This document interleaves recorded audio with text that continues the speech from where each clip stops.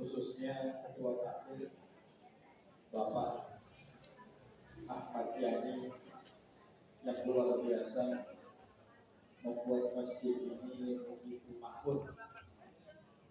Insya Allah segala perjuangan para takmir khususnya beliau diterima oleh Allah Subhanahu wa Ta'ala.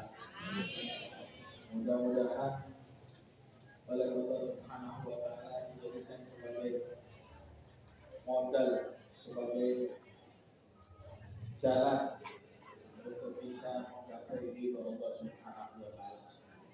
Dan mudah-mudahan kedua saran ini, yaitu adalah majelis Al-Qur'an sekaligus masjid At-Taqwa ini, insya Allah akan istiqomah untuk membawa para jemaah mendekatkan diri kepada Allah Subhanahu wa Ta'ala sampai hari kiamat. Kedua sarana ini, majelis ini sekaligus masjid ini akan bisa akses selalu, baik dalam acara Ahadul Ham maupun acara-acara yang lain, karena memang di masjid ini ada kajian subuh setiap hari Minggu, kajian subuh setiap hari Minggu. Insya Allah semuanya diberikan kesuksesan oleh Allah Subhanahu wa Ta'ala. Ma'asyiral hadirin wal hadirat yang dirahmati oleh Allah Subhanahu wa Ta'ala, saya pertama-tama setelah alhamdulillah saya sampaikan tadi, mengucapkan kepada seluruh para jemaah majelis Ahadul Ham dan seluruh takbir, karena memang ini masih momentum daripada bulan Syawal.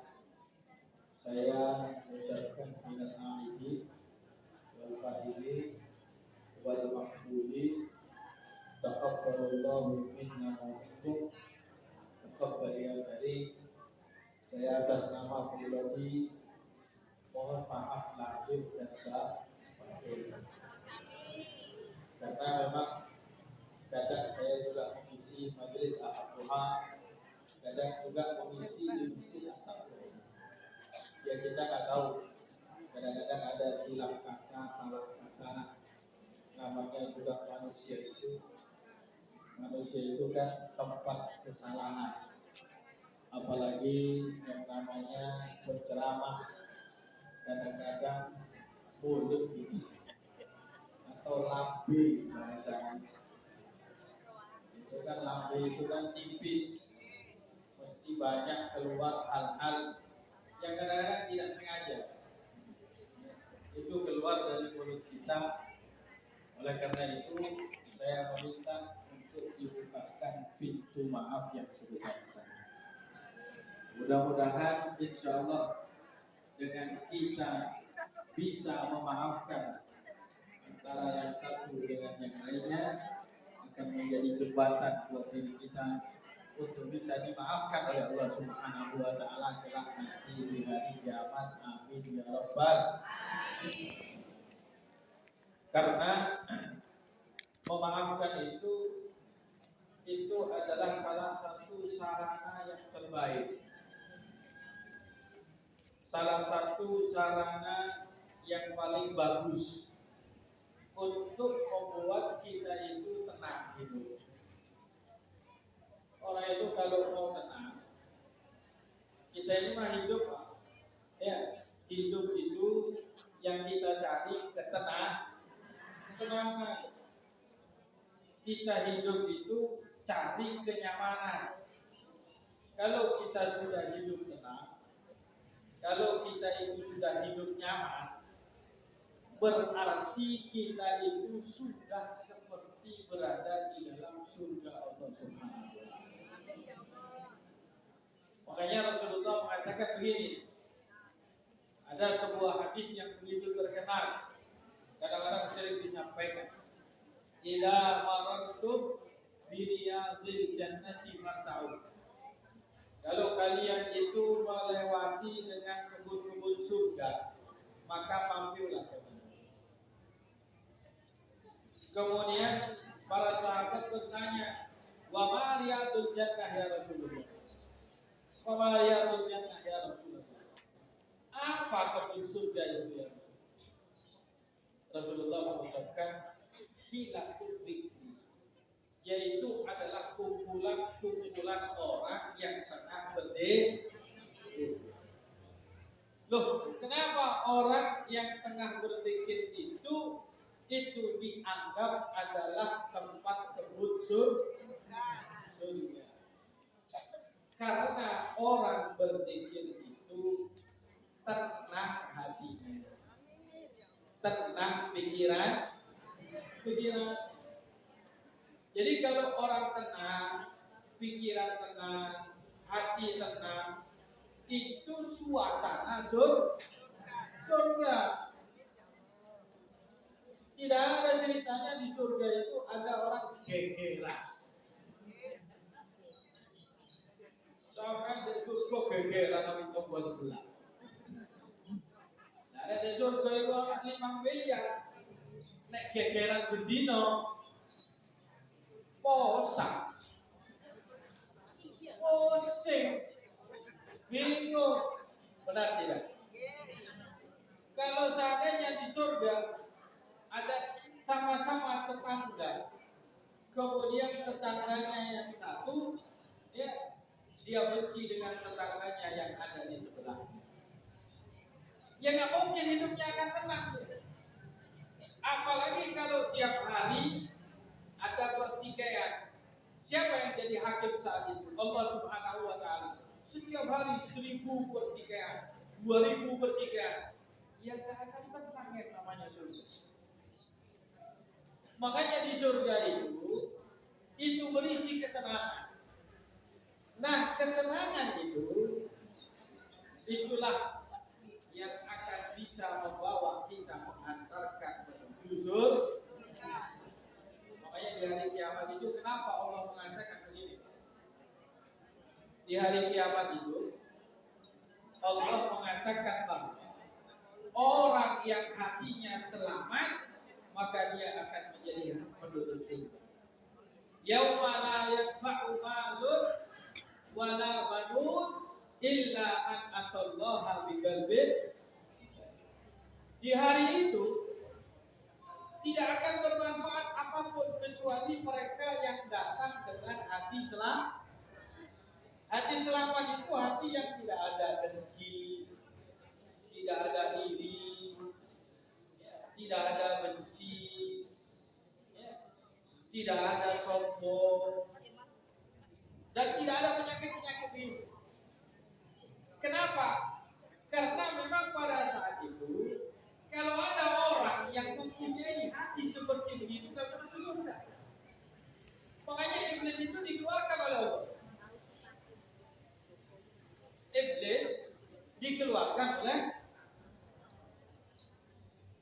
Kenapa iblis dikeluarkan oleh Allah? Tidak pantas di surga. Ketika dia itu iri kepada Nabi Adam. Loh, mereka suruh sama Adam. Ini.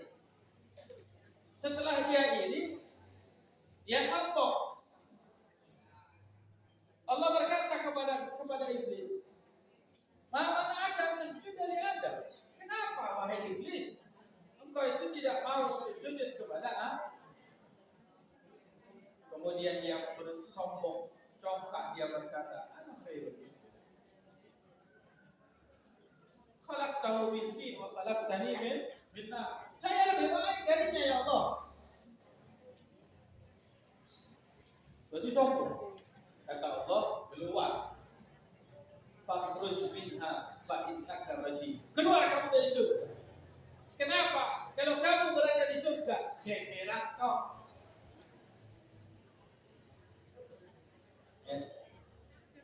Kalau kamu masuk ke dalam surga, gak bisa tenang penduduk surga. Cara. Makanya kalau kita itu berada dalam majelis zikir, kita bisa tenang karena saat itu tidak ada orang geger. Sampai lu begini geger agak. Duduk bersama-sama tidak? Nikmat gak duduknya? Nikmat. Toleh kanan, toleh kiri, pakai baju putih semuanya. Tidak ada satu menghina yang lainnya. Tapi begitu selesai pikiran, toleh kanan, kok mampu ya? Itu dong itu sebenarnya. Toleh kiri, lain deh. Makanya kalau kita sudah nggak bisa fokus zikir, toleh kanan, toleh kiri, pasti aja sesuatu yang jelek itu terlihat. Tapi kalau kita fokus zikir kan, makanya ya, kalau orang sudah bisa mudah memaafkan daripada orang lain, hidupnya kan enak Pak. Kalau Anda itu bisa memaafkan orang lain, enak. Kalau seandainya ada orang berbuat salah, kita tidak menghitung itu, karena semakin banyak yang luput dengan kita, berteman dengan kita, maka tidak akan ada musuh dalam kehidupan kita. Kalau sudah ada yang namanya musuh, maka kehidupan kita pun tidak akan nyaman. Bahkan dalam majelis taklim pun juga tidak nyaman. Jenengan ketua majelis kau ini ketok usui sampai yo enak, pas lunggu duduk gak kerasa ngomong duduk belum kanan duh iki wingi sing tak jak tukaran di bodi paksa iso dikira tenang gak iso duh iki toko sebelah iki tekos sing diteke omahku iki ya gak tenang gak. Makanya Rasulullah itu tidak pernah ada musuh Nabi Muhammad Sallallahu Alaihi Wasallam, karena Rasulullah tidak mau mencari musuh. Mereka orang yang mencari musuh sama Nabi, karena tidak diberikan hidayah.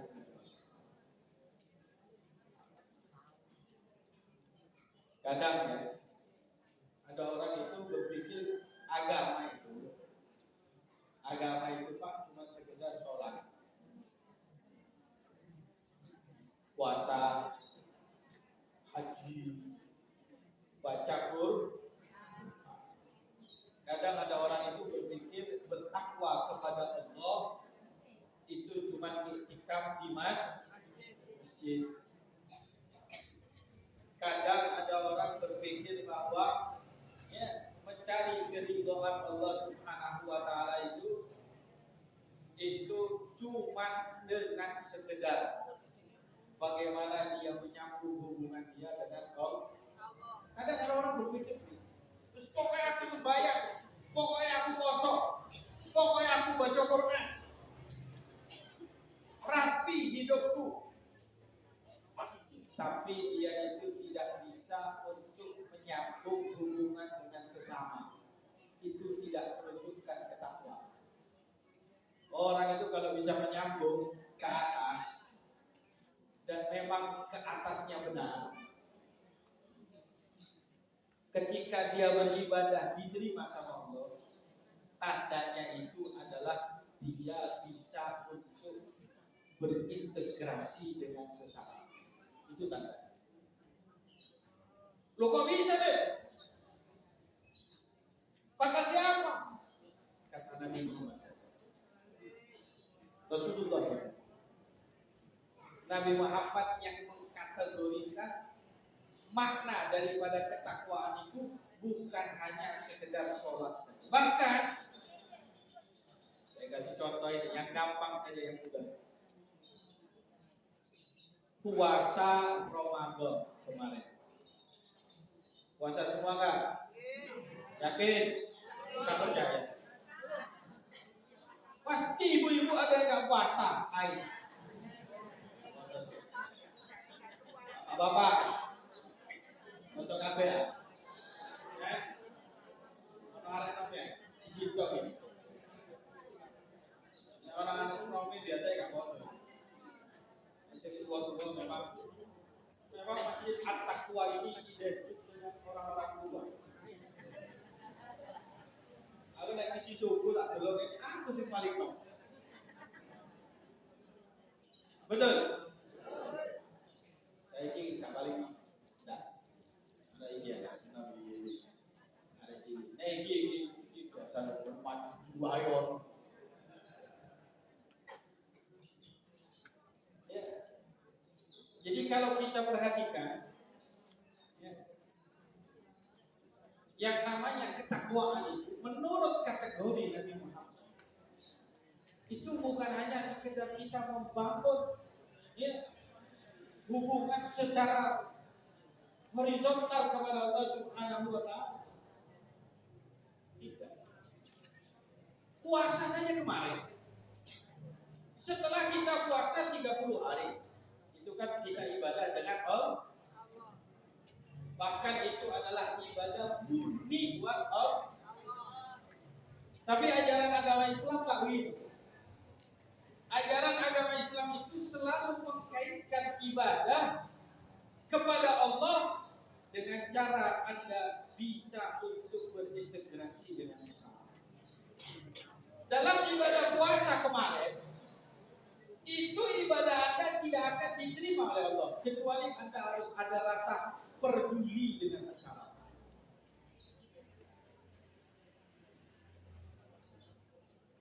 Kenapa? Rasulullah mengatakan begini.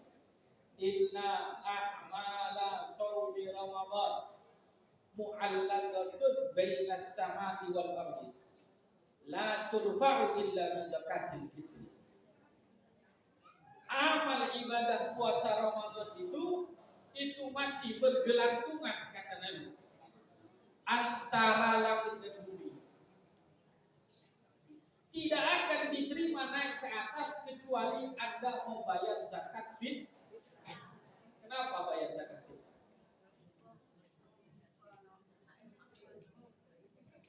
Zakat fitrah itu bukan hanya untuk mensucikan diri, bukan.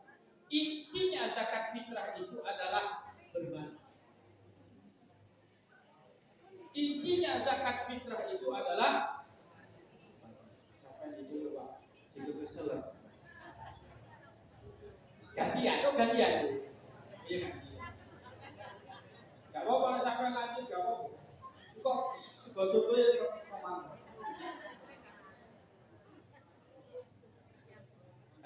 Sini kan spesial gosok dulu.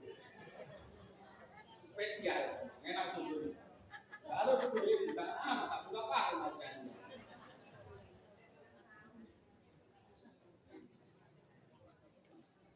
Jadi itu zakat fitrah. Itu intinya kita peduli dengan sesama. Kita peduli dengan sesama. Supaya apa? Orang-orang yang ada di sekitar kita itu bisa juga makan seperti kita di hari ini. Kasih beras supaya bisa makan. Peduli. Sama. Kalau kita melihat rasa ketakwaan yang diajarkan oleh Nabi, kalau Anda cuma bisa membangun ke atas tapi tidak bisa membangun antara sekitar, itu bukan takwa. Artinya ketakwaan Anda perlu dipertanyakan. Jadi sampai Nabi ada Allah Subhanahu wa taala. Tapi Nabi tonggo judes. Masya Allah. Ambil tukang sayur, nek setengah jam dulu.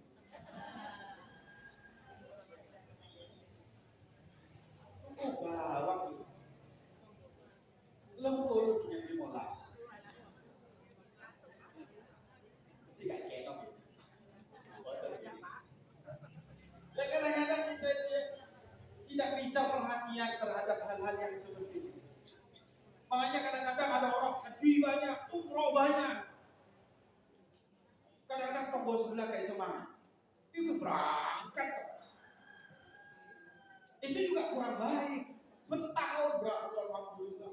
Aku bertahun kok. Alhamdulillah haji bertahun. Toko sebelah kakak kurang benar daripada hal tersebut.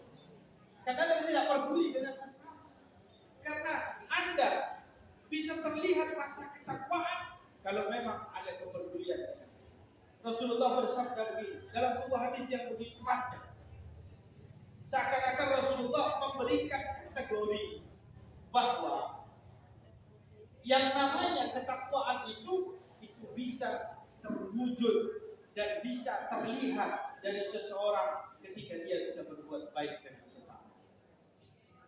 Rasulullah mengatakan dalam sebuah hadis, la tahasadu wa la tabaghadu wa la tanajasu wa la tadabaru wa la yabiq ba'dukum ala bai'i ba'd wa kunu ibadallahi ikhwana. Al-muslim akhul muslim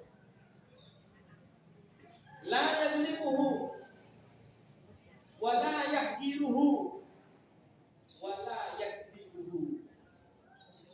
At-taqwa hahuna at-taqwa hahuna at-taqwa hahuna wa asyara ila sadrihi salasa marrat. Al-muslimu 'ala al-muslimi haramun maluhu wa damuhu wa 'irduhu. Atau kama Rasulullah itu luar biasa. Masya Allah. Kata Rasul, la tahasadu. Jangan kalian saling iri. Ojo iri. Manusia itu diberikan oleh Allah masing-masing nikmat. Gak boleh dengki. Ono sing ganteng, ono sing elek. Jadi sampai gak usah iri sama aku.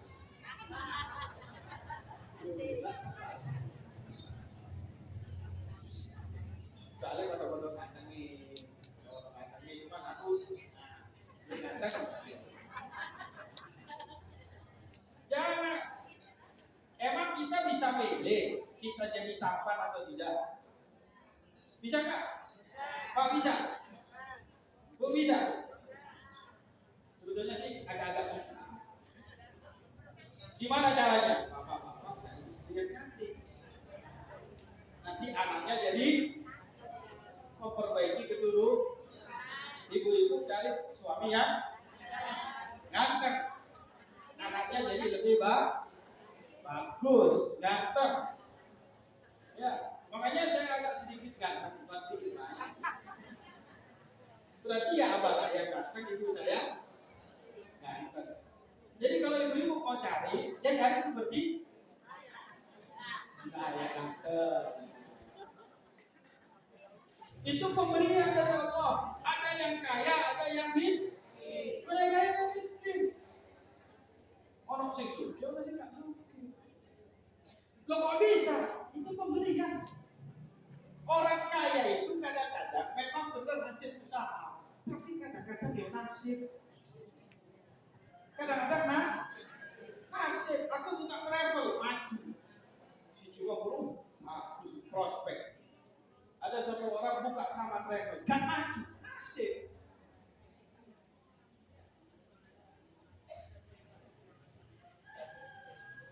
Kadang ada orang dimuliakan oleh Allah Subhanahu wa Ta'ala. Kadang-kadang itu pemberian dari Allah. Macam protes, itu orang Quraisy. Orang kafir yang sering protes. Dulu Nabi Muhammad itu saat beliau menjadi seorang nabi, menjadi seorang orang-orang Quraisy itu protes. Kenapa kok Muhammad yang jadi nabi? Gak pantas.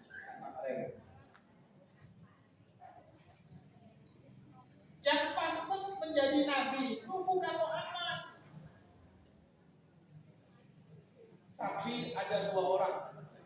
Satu dari Taif, satu dari Mekah. Nek Muhammad itu gak pantes.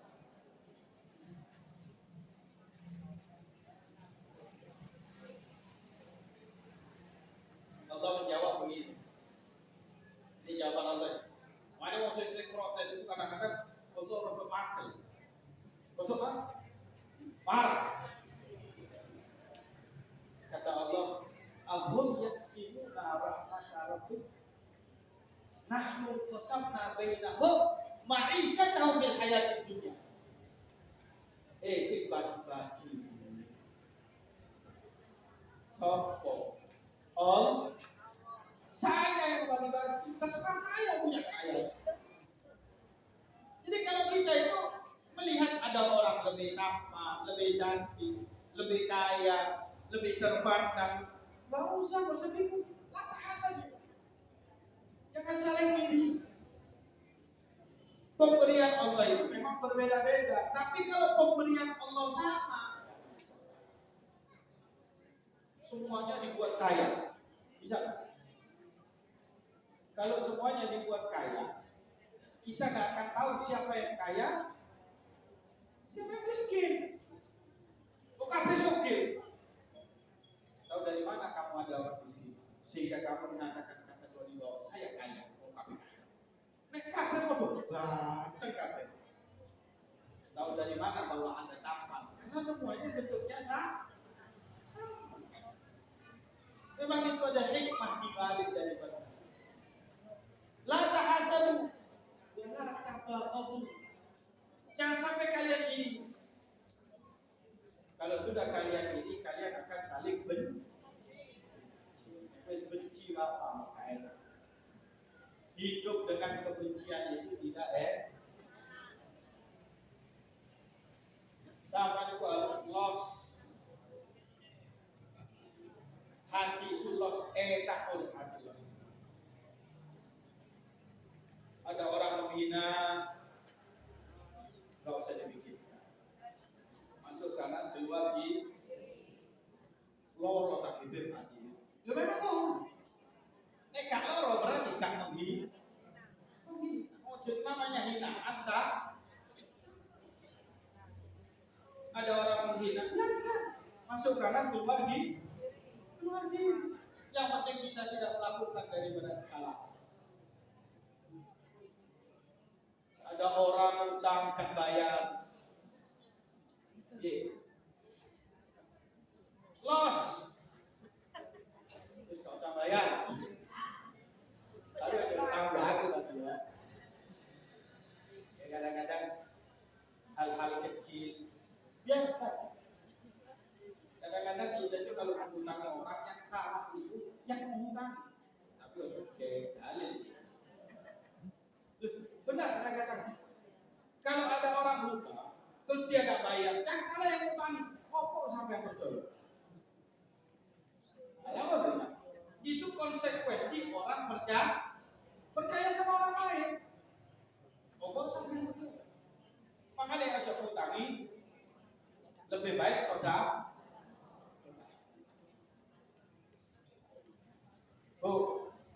Ajak utangi gitu. Dan ajak utang gratis lagi.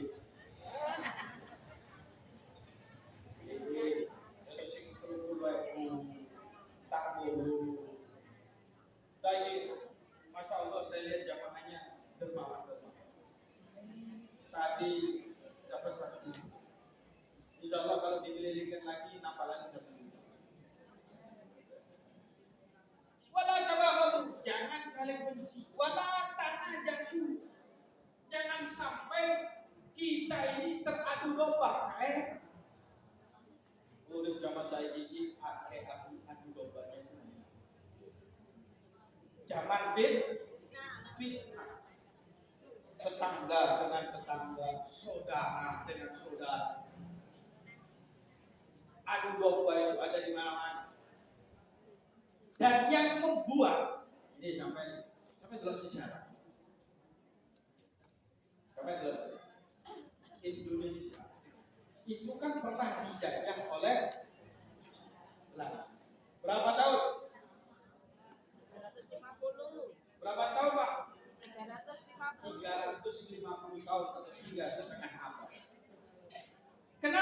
bisa terjadi? Apa penyebab terbesarnya? Bukan karena Belanda itu punya kekuatan besar, tidak. Toko kopi-kopinya nak, tapi Belanda itu pintar mengadu domba. Makanya Rasulullah marah sama orang yang layak dulu jannah mahal. Tidak masuk surga orang yang doyan mengadu domba dan memprovokasi.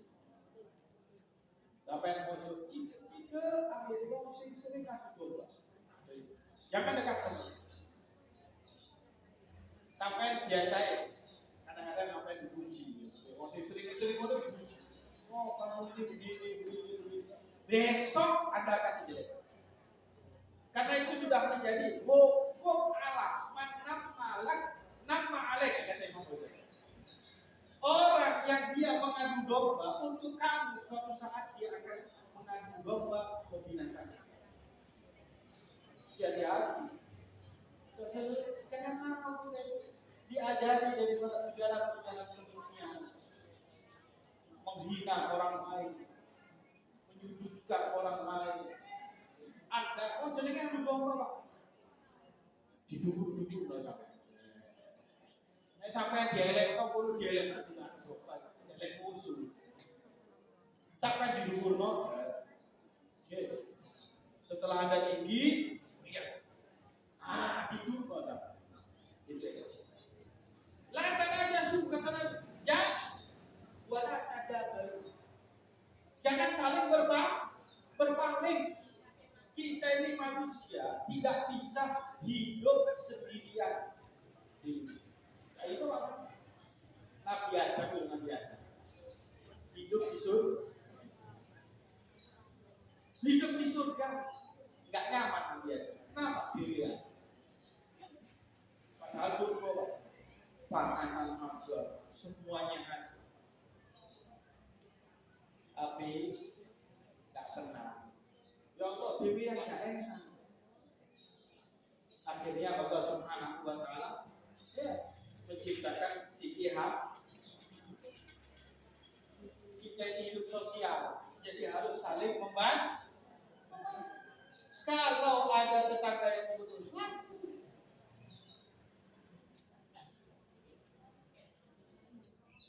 jangan kita itu masa bodoh.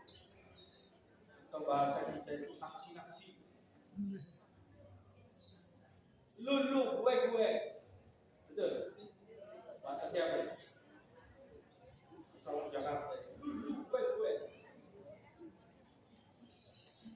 Yang waktu ibadah wala yabi' ba'dukum ala bai'i ba'd. Kata Nabi. Bahkan cara jualan dia aja saudara. Jangan sampai Anda nyerobot jualannya orang. Ada orang lagi transaksi mau beli ya. Cukup deh, tuh mau ada aku. Lebih murah. Mana sih? Mana? Banyak. Pak, cukup deh, tuh mau ada aku. Ya. Kadang-kadang zaman sekarang ada seperti begini bukan hanya sekedar jual beli barang. Orang sini, jangan hadir kamu majelis ahad-duha. Toko majelis itu. Contoh lah ya. Dia Pak, mana kamu? Contoh kamu. Kenapa Anda tidak boleh hadir majelis ahad-duha? Isinya dikirim kok. Salawatan kepada Nabi. Kok bangun?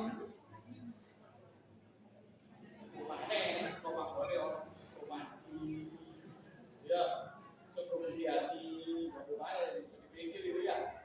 Kok nggak ada kosongan kalau